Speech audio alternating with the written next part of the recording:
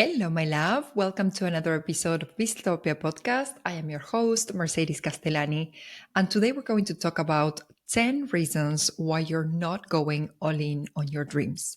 10 reasons why you keep holding yourself back. 10 reasons why you keep on procrastinating. 10 reasons why life is actually going through your fingertips and you're not claiming your life, going all in on your dreams, going all in on your purpose. So I decided to create this podcast episode because I recently found a post that was absolutely magnificent. This post was created by Sahara Rose. She's a spiritual coach, and she basically asked GPT an amazing question. And the answer that ChatGPT provided her was absolutely brilliant. So she kind of like just shared what ChatGPT answered. And I think the answers are so brilliant.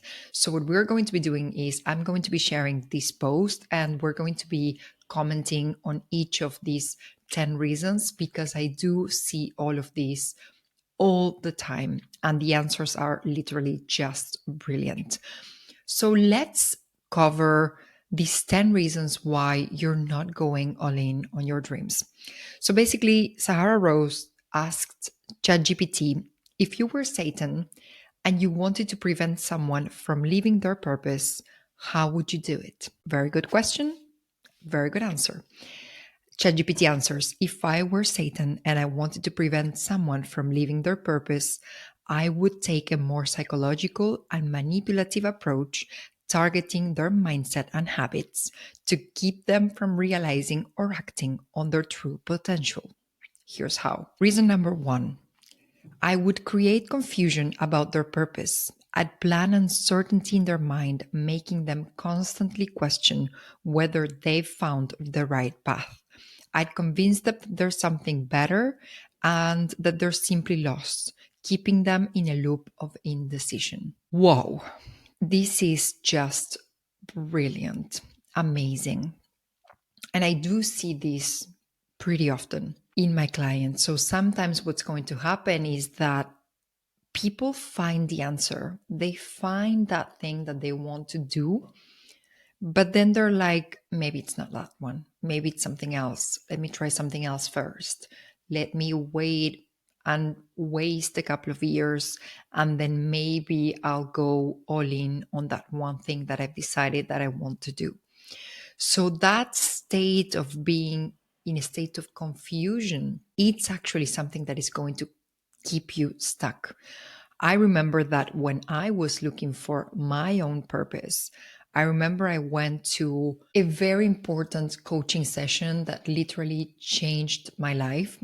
I went into this coaching session and I told the coach, I don't know what to do with my life. I have so many ideas. I don't know where to start.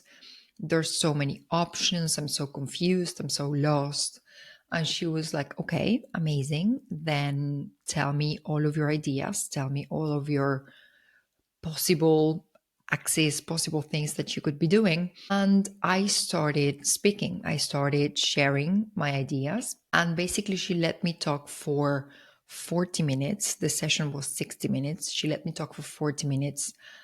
And at the end of those 40 minutes, she said, do you realize that you only have one idea? Do you realize that you've been talking about that one idea, coaching women, helping them feel better, helping them with their spirituality, helping them find their purpose? Do you realize that you've been talking about one idea for 40 minutes? So you don't have a bunch of ideas. You have one idea, one single idea, which was helping women through coaching. And that coaching session literally changed my life because as long as I was in this state of, I don't know what to do, there are so many options, I'm so confused, is it this option or one of the other options? As long as I was in that state of confusion, I could allow myself to not take action. I could allow myself to sit and wait until I would figure it out. But then when I did find that I actually had one idea and that it was very clear what I actually wanted to do, I couldn't use this excuse anymore. I had to actually do something about it. So basically, my next step, my task after that coaching session was, okay, if this is what you want to do and you're serious about coaching, then find all of the coaching schools in Spain. Back at that time, I was living in Spain. Find all of the coaching schools and coaching options in Spain and choose one. So this is really, really good. As long as we are in the state of confusion, we don't need to actually act, which can be comforting, but it's going to keep you stuck in a loop in which you don't want to be. Reason number 2, I would feed their self doubt. I'd amplify their inner critic, convincing them that they are unworthy or incapable of achieving their purpose. I'd make them feel that no matter how much they try, they'll never be enough. Whoa.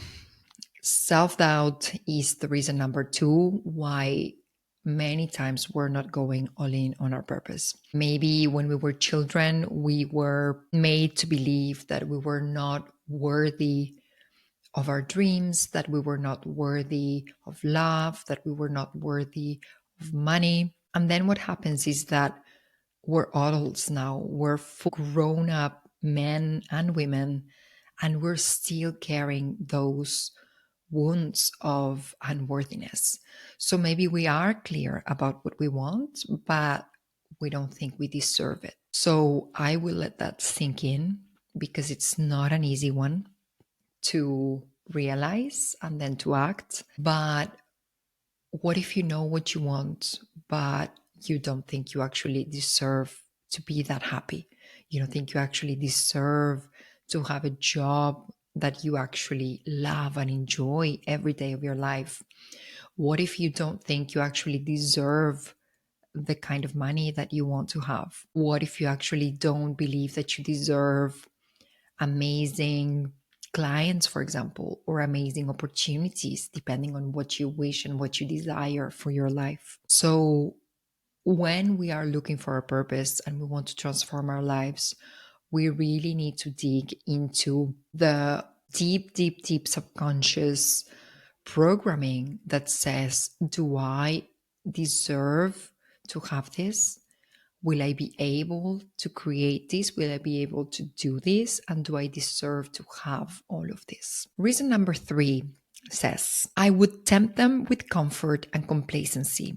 I'd lure them into a life of comfort where they'd become so accustomed to ease and predictability that the fear of taking risks and stepping into the unknown, which is actually where true growth and purpose lie, will keep them stuck. So, whoa, whoa, whoa, whoa. This is so good because, well, I've seen this in myself and I've seen this in my clients.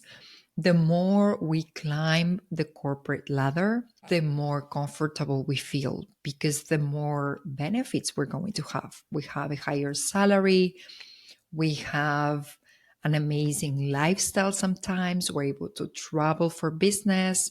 We can travel business class or even first class. We have amazing benefits, compensation, social security, health insurance, bonuses at the end of the year, you name it. So we have amazing compensations, we have amazing benefits, we have predictability, and it's like we are in this golden cage. It's really beautiful. It's really, really beautiful.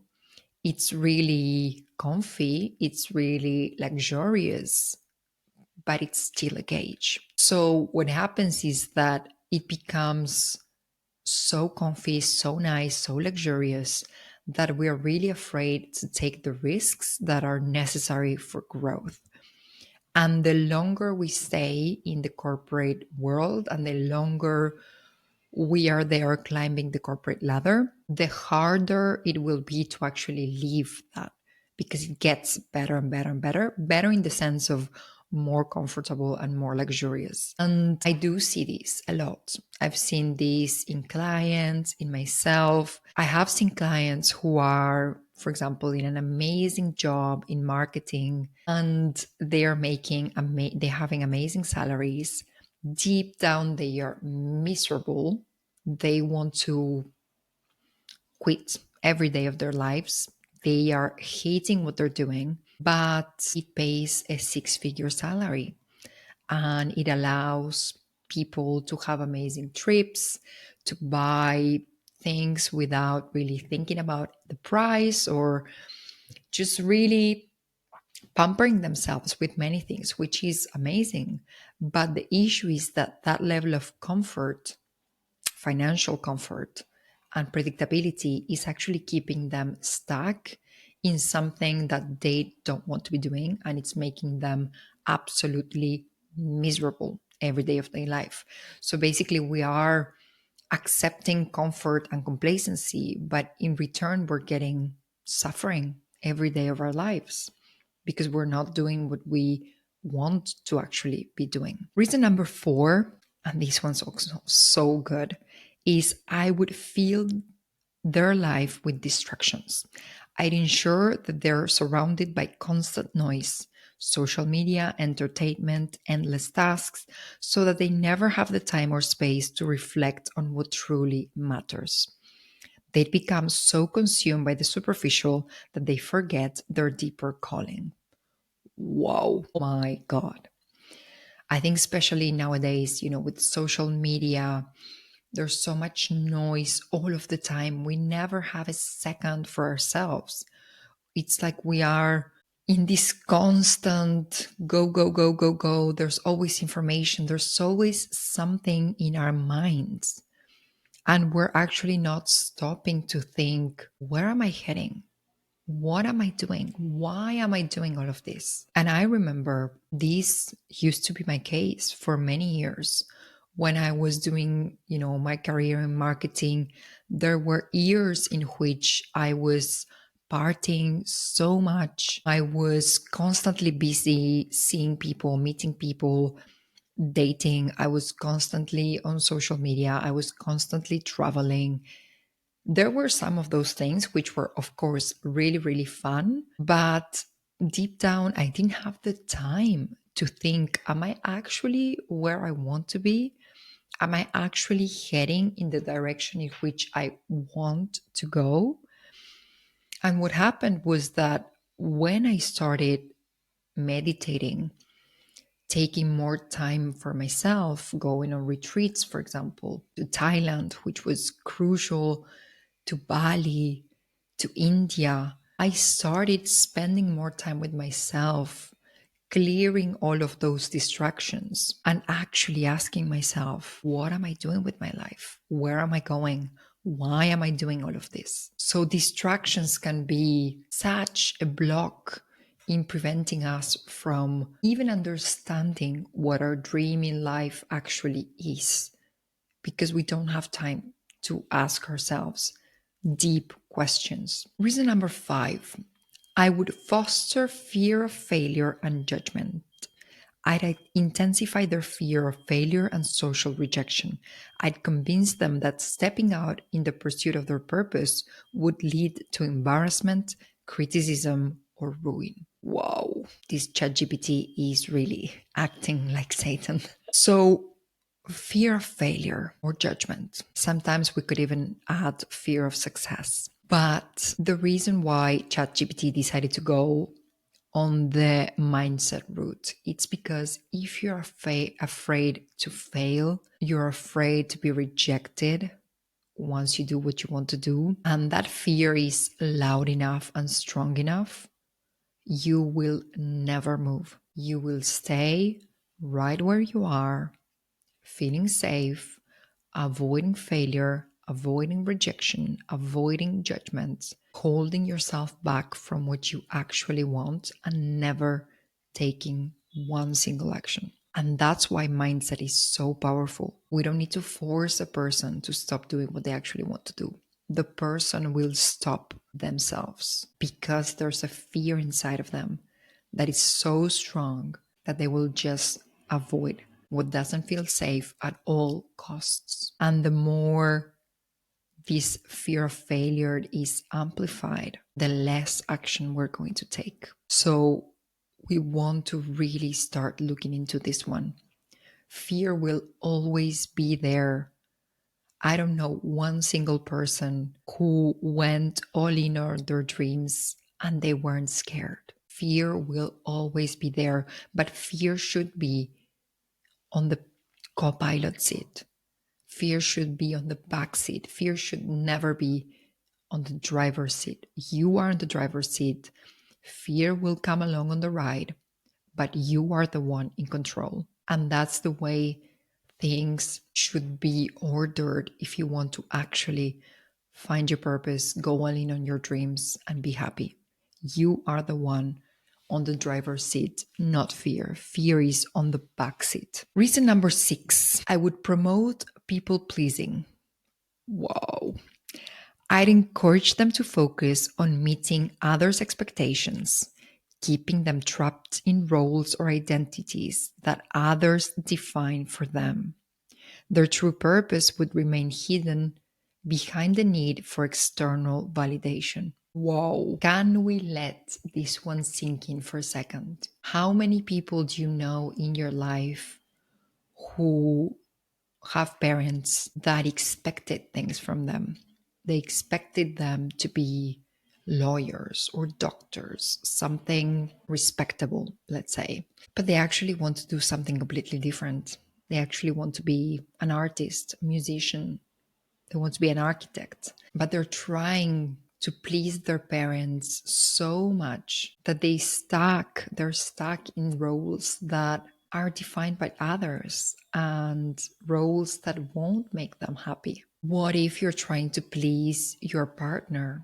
Your partner wants you to stay in that safe, well-paid corporate job, but you actually want to do something else with your life. What if you're trying to please your boss in your current job who doesn't want you to change because you're a very good employee, but deep down you want to change completely how you're spending your days, your life, where you're pouring your energy. So this one is really good. We're outsourcing power here. We are giving power to others to define what is good for us, to define what is going to make us happy. But that power should be in our hands. We are the ones who decide how we're going to spend our days, which dreams and goals we're going to chase. And you don't need to please anybody. You don't need to make anybody happy but yourself. The only person that you should be making happy is yourself. Other people can take care of their own happiness. You take care of yours. Reason number 7, I would manipulate the relationships. I'd surround them with people who either subtly or overtly discourage them for following their purpose. These relationships would drain their energy and erode their confidence, keeping them stuck in negativity or toxic patterns. Wow. Now, this is a hard one because it will really depend on who you have in your life. Maybe you have amazing friends who want the best for you, who are going to support you in your changes, but maybe you don't. Maybe you have friends who are jealous of you.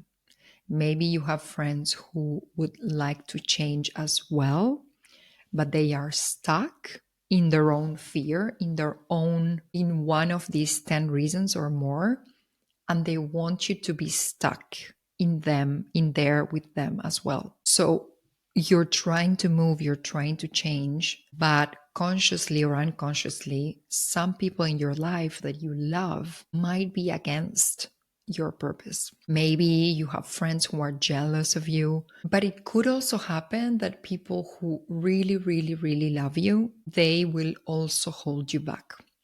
So let me tell you a real story.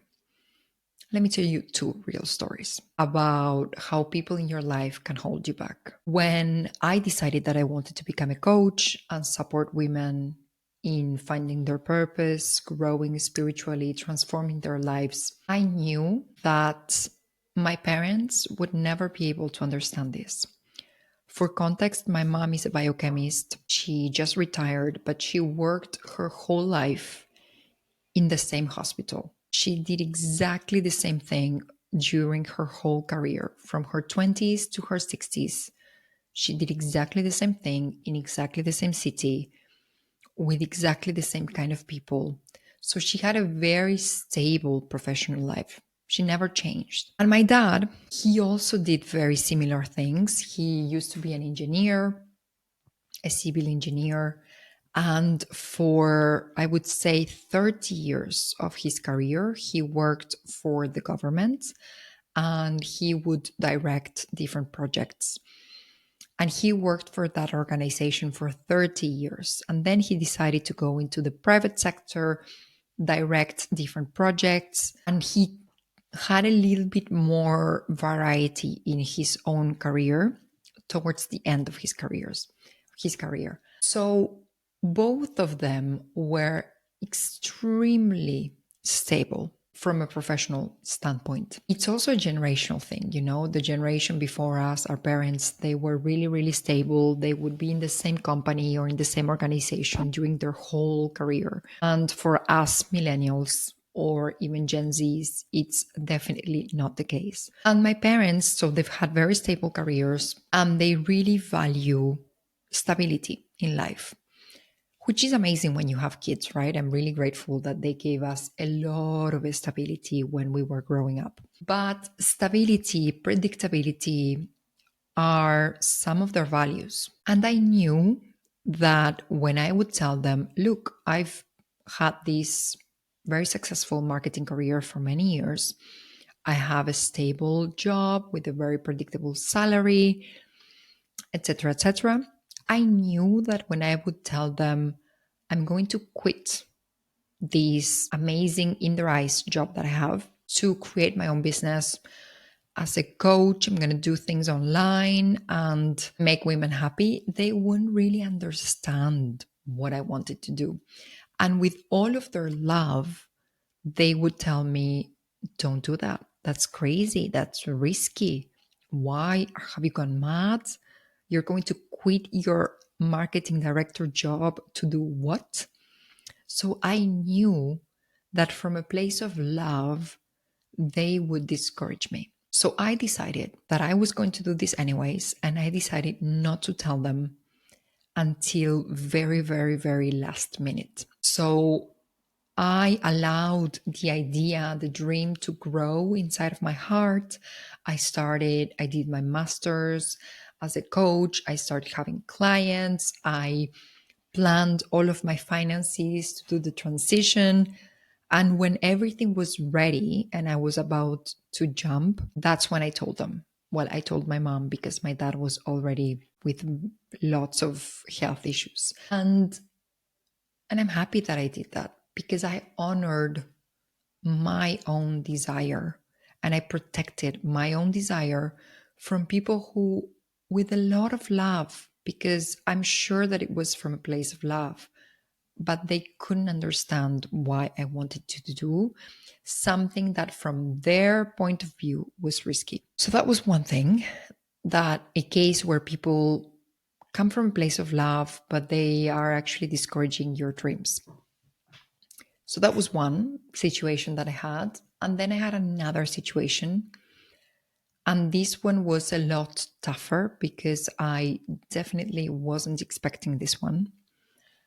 And basically, what happened was that when I decided that I was going to become a coach, one of my best friends who would deep down love to be a yoga teacher, she has several teacher trainings. She's doing yoga all the time. She lives and breathes yoga.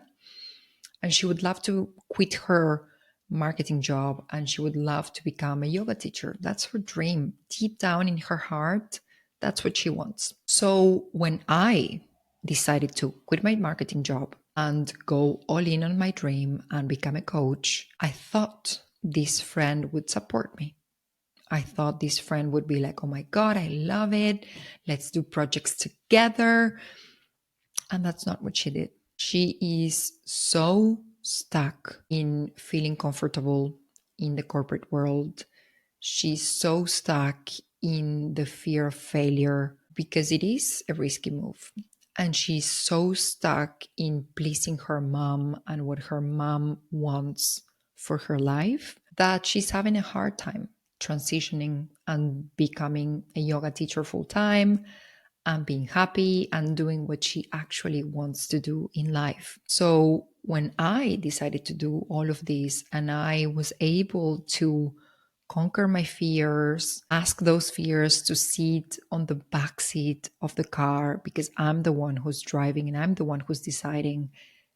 When I decided to do all of that, she stopped supporting my dreams. She actually criticized my dreams. She actually criticized my idea, my business idea. She criticized many things. And it was really, really hard to receive that from literally one of my best friends. But I understood that that was coming from her own fears and her own weaknesses and her own projections on myself. So, how did I handle that? I put a lot more distance with this friend. I put a lot more distance. It was very hard because it was, again, one of my best friends. But I kind of like downgraded her to just a friend from my master's, and that's it. So we meet every once in a while, we'll have a coffee, but I'm not sharing my dreams. I'm not sharing my ambitions. I'm not sharing my success.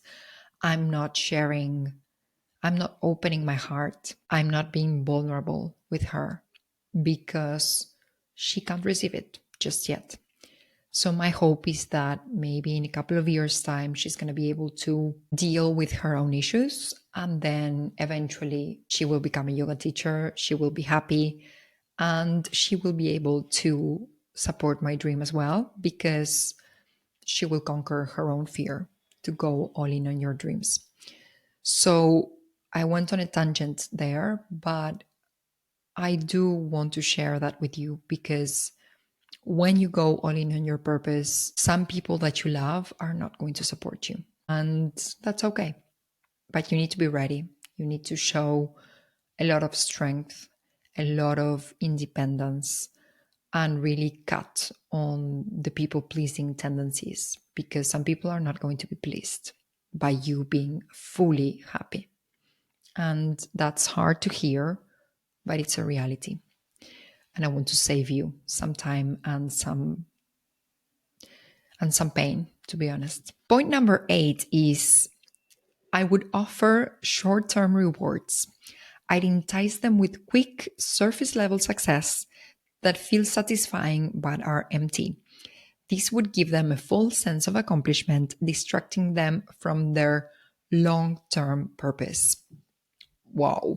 I can think of many short-term rewards, but one that is really coming up is all of those little salary raises that we can get here and there, all of those promotions that we can get here and there. And we're like, oh my God, yes, I'm moving forward. I got 5 stars in this evaluation, or I got a 10 out of 10 in this evaluation. And it feels good, but you actually didn't achieve anything. Like you're not closer to your dream because now you have a better job title. You can put it on LinkedIn. I am so proud to announce that I did this and that and that, but you're not closer to your dreams. So it is a nice little shoot of dopamine, but it's not getting actually closer. It's not getting you actually closer to your dreams. Reason number 9, I would create internal conflict. I'd make them feel pulled between multiple directions, torn between different desires and responsibilities.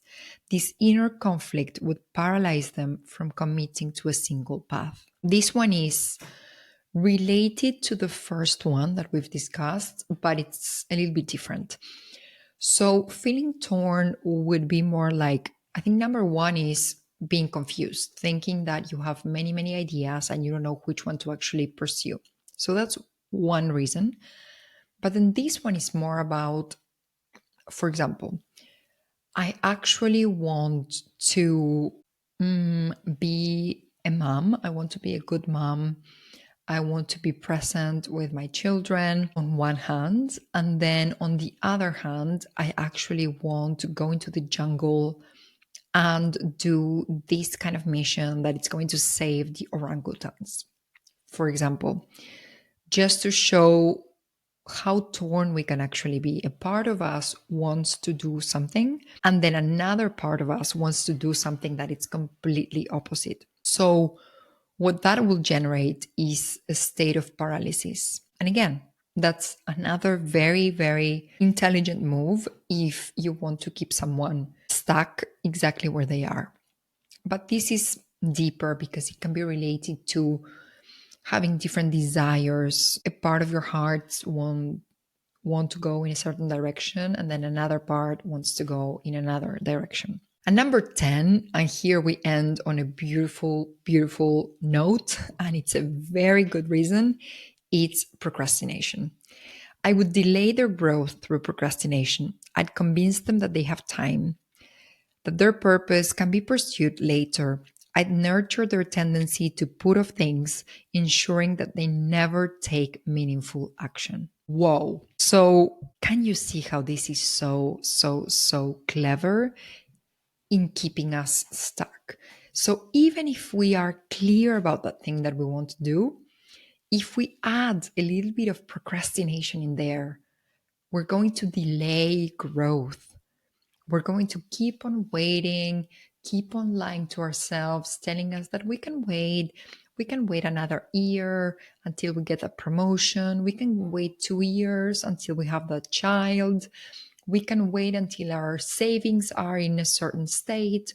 We can wait until we actually hate our jobs. We can wait and wait and wait and wait. And I've also been guilty of this one. I think for a couple of years, there was a lot of confusion, as I explained, and that confusion was mixed with procrastination. I was confused, but I wasn't really taking action to get out of that confusion. So I was procrastinating and remaining in that state of confusion. So this one is also really, really, really good. So these are the 10 reasons why you're not going all in on your dreams. First, confusion.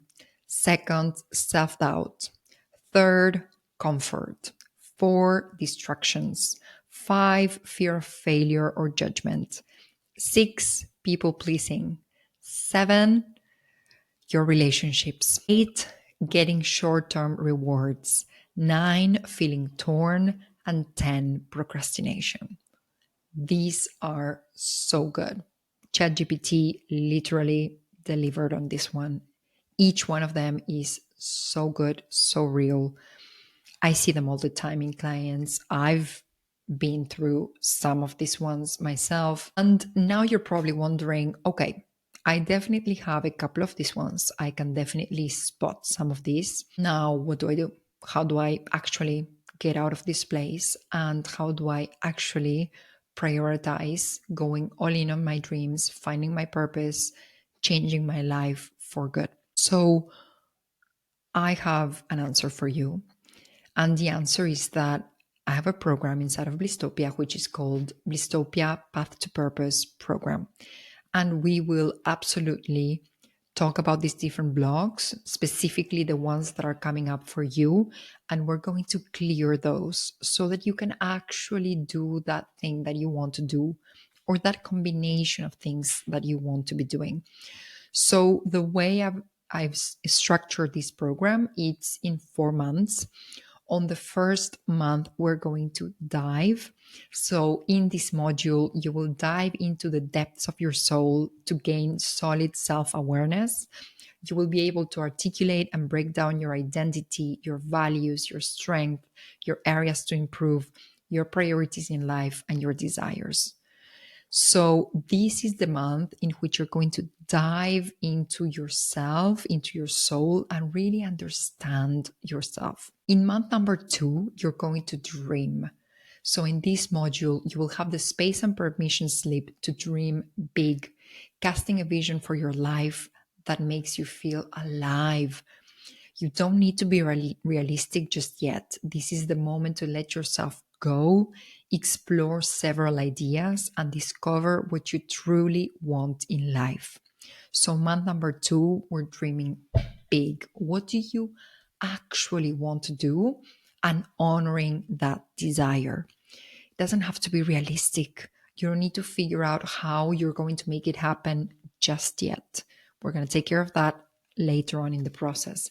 But this is the month in which you actually get in tune with your desire and your needs, and you actually honor your desires. Month number 3, you're going to design. So in this module, you will design a life that feels better than it looks, and you can bet it's going to look freaking amazing. At this stage, you will narrow down to one idea and explore what it could look like in real life. So, for example, if you're dreaming and there's several ideas, you're going to pick one and you're going to understand what that actually looks like in your real life. Where would you live? Does it mean that you're getting a corporate job, another corporate job? Does it mean that you're creating your own job? How would you work? Are you working remotely? Are you working from an office? Are you working in nature? Are you working by the beach? What does this actually mean? And then on month number 4, you're going to do. So in this module, you will choose one idea, go all in, take action to make it happen. So by the end of this module, you're going to have a roadmap to turn your idea into a reality. And I'm going to say something, and I'm deeply convinced of this. It's really nice to dream, but it's even better to make those dreams happen. So you will end up this 4 months process with a very clear roadmap on how to get from the place where you are today, where the place where you want to be in the future, which are the exact milestones that you need to be reaching to move forward and really make your purpose your reality. So, if you're ready to find your purpose in 4 months, I would love to support you. You will find the link in the show notes. If you're ready to jump directly. Let's start right in. And if you have questions on whether this is the right program for you, you can book a free discovery call. We can meet, we can discuss more in depth, and then you will find out if this is a good program for you. And I will find out if I'm the right coach for you. So we're looking for a double match here. So it's really important to have that discovery call and understand if I'm the right coach for you and you are the right person for this program. So, thank you so much for tuning in on this week's episode. I hope that you were able to really be self aware and figure out if some of these blocks are applying to you. If they do apply, do not feel discouraged. Now you know self awareness is not easy, but it's the first step. Now you know what's blocking. Now you know what is standing in the way between you and your purpose. And now you know exactly where you need to act. And if you want my support, I'm here for you. So thank you so much for tuning into this week's episode. I will see you on the next episode. And in the meantime, in Blisstopia we trust.